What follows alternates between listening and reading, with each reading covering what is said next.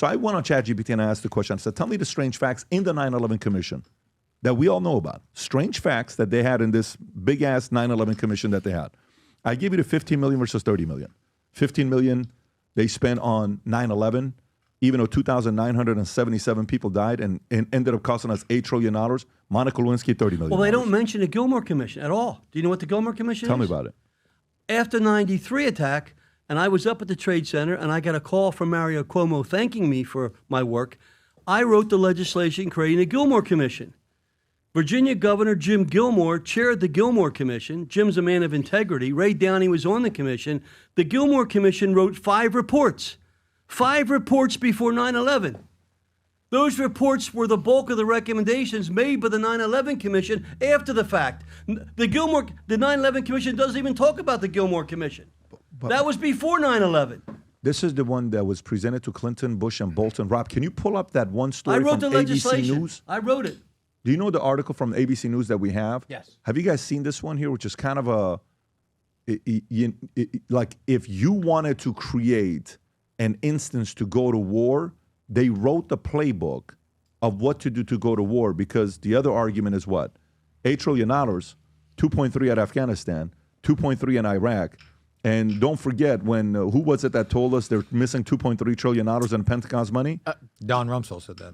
So it's so funny that 2.3 is Iraq, 2.3 is Afghanistan, and he says 2.3 trillion is missing. Those, those 3 numbers shouldn't be matching that correctly. This is it, Rob? This is Donald Rumsfeld talking about the missing $2.3 trillion the day before 9/11 on September 10th. Fail to adapt. And the fact that they can fail and die is what provides the incentive to survive. But governments can't die. So we need to find other incentives for bureaucracy to adapt and improve. The technology revolution has transformed organizations across the private sector.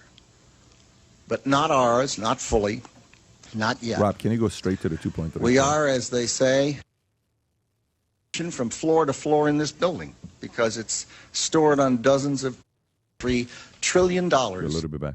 Estimates. We cannot track $2.3 trillion in transactions. Kind of weird to say that, right? Well, we going cannot back to share the Gilmore Commission, Rob, that ABC story. Do you have that? Yes. So this is were 1998 memos a blueprint for a war. This is ABC News. I don't know if you've seen this or not. This is an article written in 2003, and March 10, years before George W. Bush entered the White House and years before September 11 attacks set the direction of his presidency, a group of influential neoconservatives hatched a plan to get Saddam Hussein out of power. The group's project of the New American Century, or PNAC, was founded in 97. Among its supporters were 3 Republican officials who were sitting out with President Bill Clinton, Donald Rumsfeld, Dick Cheney, and Paul Wolfowitz. In an open letter to Clinton, the GOP congressional letter, the next year, the group called for the removal of Saddam Hussein regime from power and a shift towards a more assertive U.S. policy in the Middle East, including the use of force if necessary to unseat Saddam. And in report just before 2000 election that would bring Bush to power, the group predicted that the shift would come about slowly unless there were some catastrophic and catalyzing event like Pearl Harbor, like a new Pearl Harbor. This is ABC News. Go a little bit lower, Rob. That event on 9/11, by that time, Cheney was vice president, Rumsfeld was secretary of defense, and Wolfowitz was the deputy of Pentagon. The next morning, before it was clear who was behind the attacks, Rumsfeld insisted that a cabinet meeting with Saddam Iraq should be a principal target of the first round of terrorism, according to Bob Woodward's books, and you know the rest. So let me add something to that comment. But that wasn't a Gilmore Commission. Those are 2 separate things. Oh, totally, right. Nothing to do with each other. But January of 2001, the options for us to go after al-Qaeda is briefed to the chairman of the Joint Chiefs, Hugh Shelton. That is to say, the culmination of our work is briefed to the chairman of the Joint Chiefs. We are directed to stand down in January, right as the Bush team comes in. When Bush comes in, the Able Danger Project is stood down. Right when Bush comes in, the Able Danger Project is put down. That's Well, right. I have to So jump in now here. you're saying something that he's going to dispute. No, I'm No. going to say there's data that, and Eric, I think, will confirm this. The data removal in Garland that you talked about earlier was, I think, partly caused by the fact that when John Hamre went down at my request to get a view of what they were doing, John Hamre tasked them to run a special profile of Chinese acquisition of our technology. Am I right or wrong, Eric? Yes, that was before Able Danger. So they did a run off the for the Deputy Director of Defense, and that information, now listen carefully, came up with the names of Condoleezza Rice and several other prominent American leaders. Am I right or wrong? Yes. When that came up, Washington's beltway shook because here was the Able Danger team coming up with data in their data mining system regarding China that American officials had helped steer the Chinese to acquire our technology. Dan Burton, the chairman of the Oversight Committee, issued subpoenas.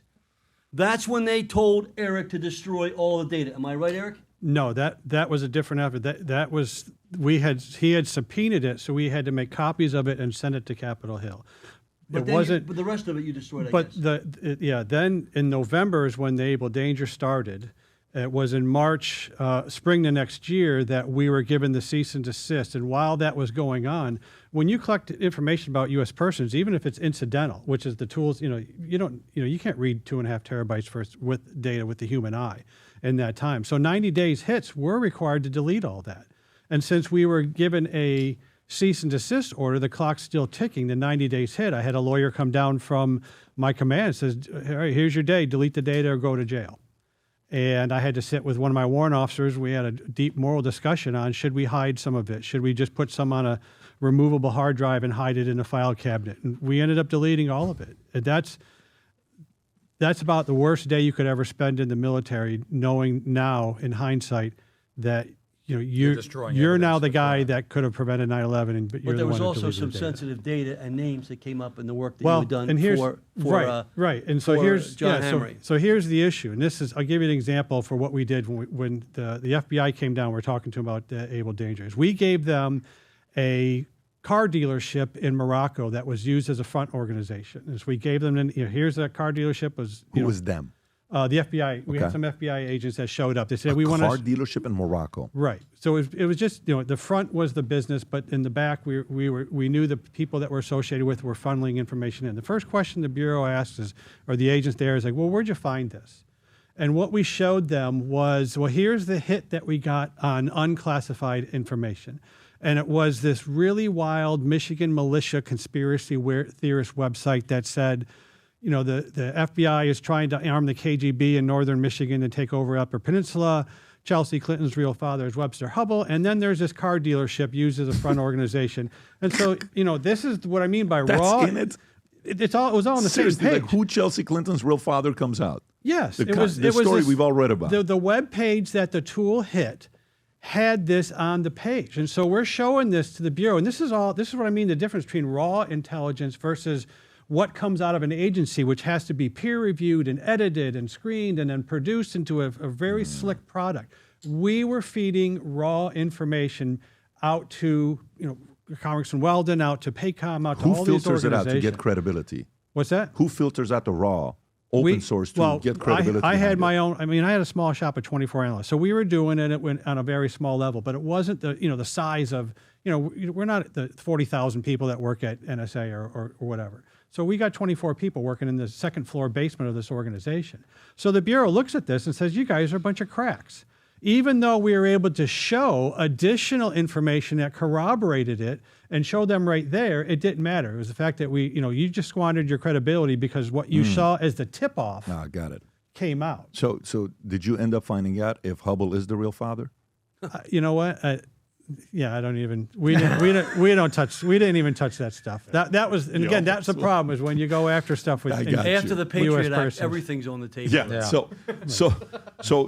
But going back to it again. So here's what I just did. I went online and I said, what was Dick Cheney's net worth before 9/11?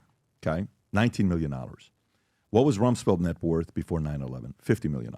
I don't know what it is today. But when you think about the financial motivation, Dick Cheney, Halliburton ties, he was a CEO of it from 1995 to 2000, owned a ton of shares, had a lot of shares in a blind trust that he couldn't sell while he was serving, but he did sell it afterwards. How much money was made? I'm sure a lot. Yeah, millions, right? Billions. And then when you go look at Donald Rumsfeld ties, you see the ties that he has. Served on boards of major companies, ABB, a defense contractor, Gill Scientists, a pharmaceutical company with government ties, and a RAND Corporation, which is a defense think tank, right? And you see how that money is made. Do you want a Cheney story? Go for it. I took the first delegation, bipartisan, to Libya in 25 years to support George Bush when he said that Gaddafi wanted to give up his weapons. I took 3 Democrats and 2 other Republicans. And the White House tried to stop me. I was going to visit the troops in Iraq, but we got a plane and we went to Tripoli for 2 days. Our meeting with Gaddafi was always at the end. I met with him 3 times. But on that first trip, they took us out to this man-made reservoir where Gaddafi had built this water system of pure water for the people in the desert. That's me. I was printing an American flag on him after I gave the speech to the entire country. Joe Biden came with me on that trip. He was with me. It wasn't his trip, it was my trip. So they showed us this man-made water system, and I said, the pipe was like 14 feet high. I said, how did you build that pipe? You've been under sanctions for 25 years. Oh, Congressman, we didn't build that pipe. Well, who did you buy it from? You've been under sanctions by the U.S. and Europe for at least the last 2 decades. Did you buy it from Russia? No. Did you buy it from China? No. Well, who'd you buy it from? We bought it from a company called Halliburton. You understand what I'm saying? They bought it from Halliburton while they were under sanctions by the U.S.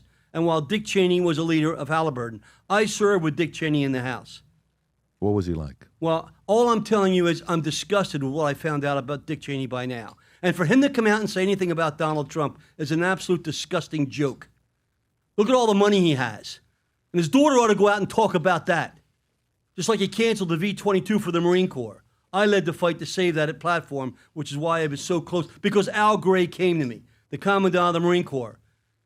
And General Jim Jones had me flying the first V-22 with him when we delivered to the Pentagon because I was the leader to save it, along with Carl Levin from Illinois, a Democrat. These people that make money behind the scenes off of decisions that kill U.S. troops and kill U.S. firefighters are disgusting. And somebody's got to stand up and say enough's enough. Let's take back control of our country. And again, I'm not saying a blanket thing about all intel. I'm saying it about the people who are out for themselves. Hi, I'm Kurt Weldon, teacher, firefighter, father of 5, family man, who spent 20 years in the Congress after serving as mayor and county chairman of my county in suburban Philadelphia. My intent is to give experiences and information and knowledge about the 104 countries that I led delegations to during my 20 years in the Congress, and all of the work that I did on behalf of America's firefighters and first responders traveling around the country. If you'd like to connect with me, connect on Minect, and I will get back to you. Hi, I'm retired Lieutenant Colonel Tony Schaffer. I'm a senior intelligence officer / retired spy with a great deal of information regarding my 30-plus years of operational experience, plus 9/11 issues relating to able danger. I wrote a book, Operation Dark Heart, New York Times bestseller. I'm the National Security Advisor to the Trump 2020 campaign. I'm an elected official in North Carolina as a county commissioner. So reach out to me via Minect. If you have questions, I'm happy to try to give you answers that will help you. Look forward to talking to you. If you enjoyed this video, you want to watch more videos like this, click here. And if you want to watch the entire podcast, click here.